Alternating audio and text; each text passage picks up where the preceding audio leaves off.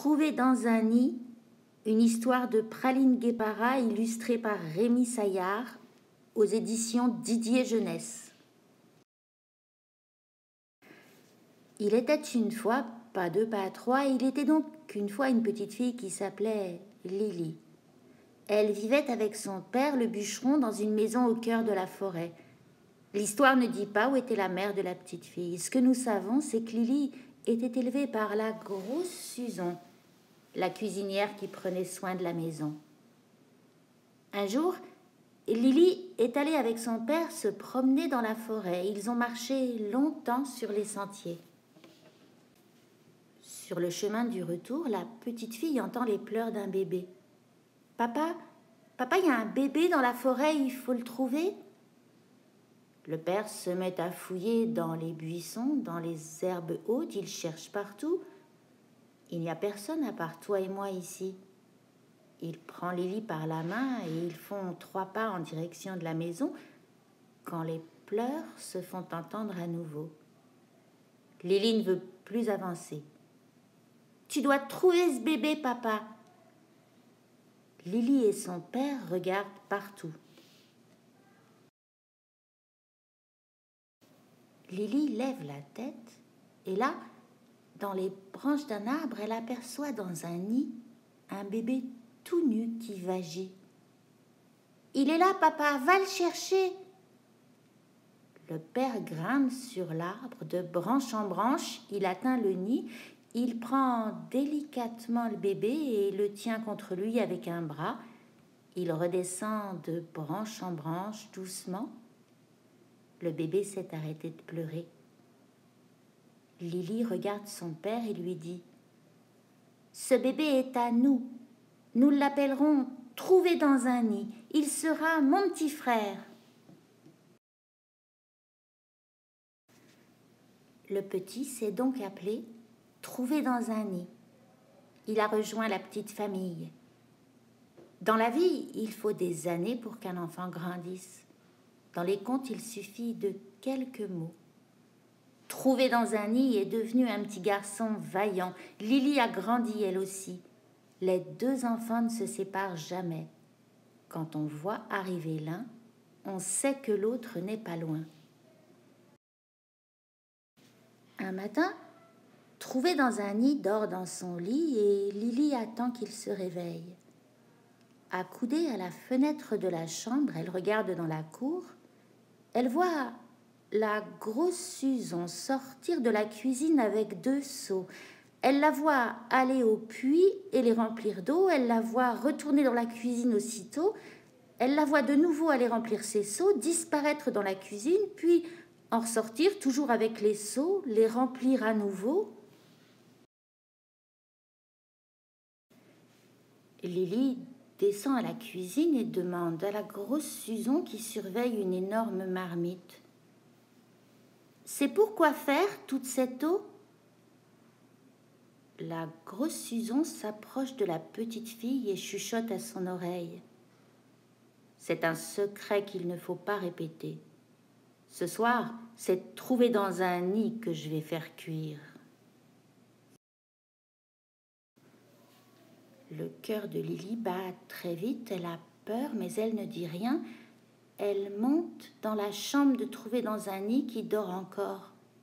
Elle le secoue pour le réveiller. Quand il a les yeux ouverts, elle lui dit « Trouvé dans un nid, si je ne te quitte pas, tu ne me quittes pas ?» Et le garçon, à moitié endormi, lui répond « Ni maintenant, ni jamais, ma Lily. Alors, habille-toi vite et viens. »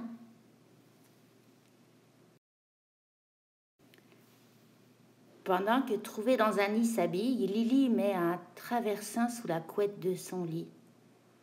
Les 2 enfants descendent sur la pointe des pieds les escaliers. Ils traversent la cour sans faire de bruit et se mettent à courir dans la forêt. Main dans la main, Lily et Trouvé dans un nid courent comme des fous. Ils courent du plus vite que leurs petits pieds peuvent courir. Ils courent plus vite que le vent, plus vite que le temps.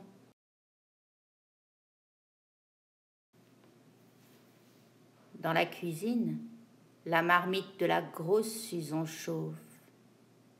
Quand l'eau se met à bouillir, elle appelle le petit garçon. Personne ne répond. Elle appelle Lily. Personne ne répond. La grosse Susan monte dans la chambre de trouver dans un nid, regarde dans son lit. En soulevant la couette, elle voit le traversin et comprend que les enfants sont loin. La grosse Susan est très en colère. Elle va dans la cour et appelle les deux valets. « Allez vite me chercher ces deux schnappants, vite !» Les deux hommes enfourchent leurs chevaux et partent au galop.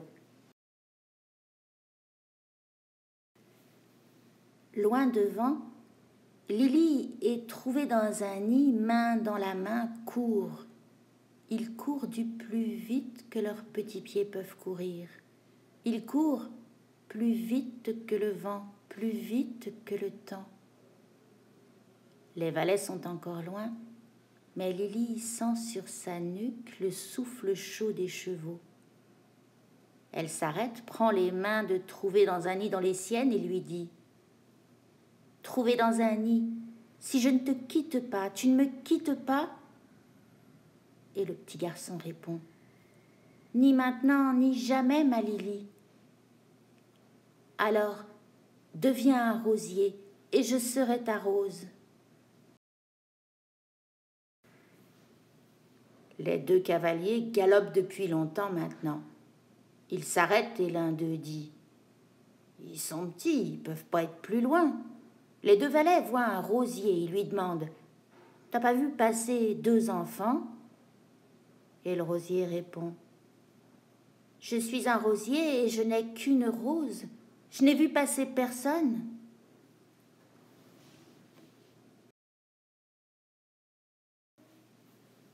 Les cavaliers, découragés, rentrent à la maison et racontent à la grosse Susan ce qu'ils ont vu.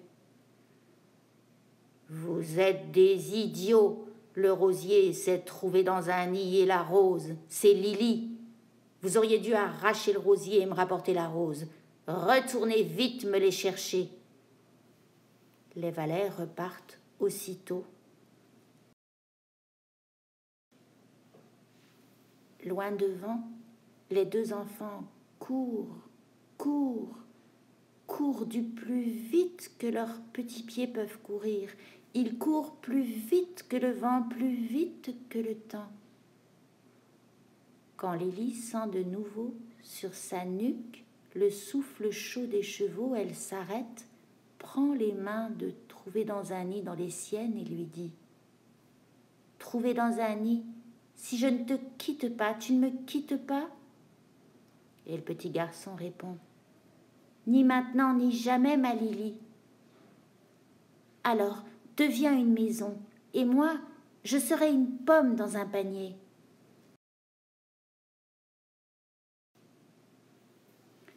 Les chevaux sont épuisés. Les valets s'arrêtent devant la maison, ils regardent partout, puis l'un d'eux s'approche de la maison et lui demande « Tu n'as pas vu passer deux enfants ?» Et la maison répond « Je suis une maison et je n'ai qu'une pomme dans un panier. Je n'ai vu passer personne. » Les deux valets reviennent chez la grosse Susan et lui racontent ce qu'ils ont vu. « Vous êtes des idiots. La maison s'est trouvée dans un nid et la pomme, c'est Lily. Vous auriez dû détruire la maison et me rapporter la pomme. Vous êtes deux incapables. C'est moi qui vais les chercher. » Elle est grosse, la Susan. Elle est lourde, mais elle court vite. Loin devant, les deux enfants courent du plus vite que leurs petits pieds peuvent courir. Ils courent plus vite que le vent, plus vite que le temps. Et derrière, la grosse Susan les poursuit à grandes enjambées. Elle fait trembler le sol sous ses pieds. Lily sent sur sa nuque le souffle chaud de la Susan. Elle s'arrête, prend les mains de Trouvé dans un nid dans les siennes et lui dit trouvé dans un nid. Si je ne te quitte pas, tu ne me quittes pas? Ni maintenant, ni jamais, ma Lily. Alors, deviens un étang et je serai une canne qui nage dedans. La grosse Susan arrive au bord de l'étang. Elle hurle. « Je vous ai reconnu, trouvé dans un nid, tu es l'étang, et toi, Lily, tu es la canne. Je vais te boire en entier, petit garnement. » La grosse Susan se baisse. Elle ouvre grand la bouche et commence à boire l'eau de l'étang à grandes goulées. Elle ne voit plus la canne. Et en un instant, la canne traverse l'étang. D'un coup de bec, elle saisit la grosse Susan par le col de sa robe et tire brusquement. La grosse Susan tombe au fond de l'étang. Elle meurt noyée. Lily est trouvée dans un nid, rentre chez eux, main dans la main, juste avant la tombée de la nuit. On dit qu'ils ont bien grandi depuis. Voilà pourquoi l'histoire s'arrête ici.